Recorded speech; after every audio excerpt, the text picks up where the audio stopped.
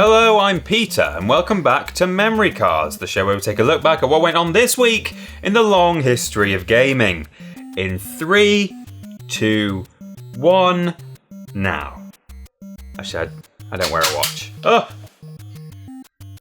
Make sure you eat enough, said my grandma when I finally left home at age 18, or what she could have said is, don't starve, which turns 5 today. This unique Burton-esque indie title follows Wilson's attempts to stay alive against the odds by managing resources, stoking fires, cooking food, and exploring a world that can only be described as dank. And I don't mean it's got good memes.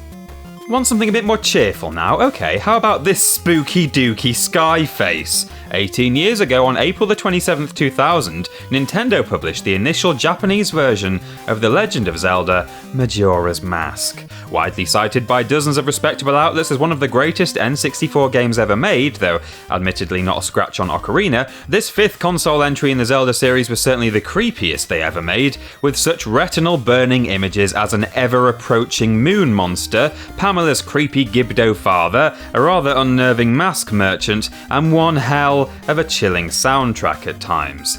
Perhaps it was the darker feel that allowed the game to famously spawn what is now a very widespread creepypasta called Ben Drowned. But don't worry, he's actually fine. I literally just saw him in the office playing RuneScape and he's not even wet. Hello.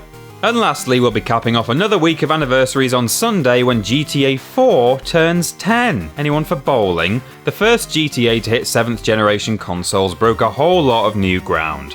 Car physics was far more realistic, which admittedly was later redacted in GTA 5. Oh, but the palette was a grittier blend of greys and browns, which was also actually changed in GTA 5. Okay, well, one thing GTA 4 really did bring to the table was the Euphoria runtime animation, which really took character movement to a whole new level. Using procedural motion technology known as dynamic motion synthesis, the Euphoria engine essentially allowed the game to produce natural reactive movements in response to the surrounding world. And we're not just talking about tumbling ragdolls. Getting Nico drunk on a night out, for example, resulted in him stumbling home with an unpredictably fluid gait rather than relying on preset walking animations.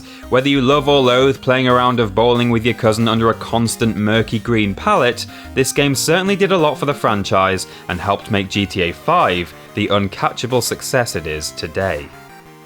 So there we go, another quick look back at this week in gaming. If you want to, you can climb back across, Michael, don't worry about it.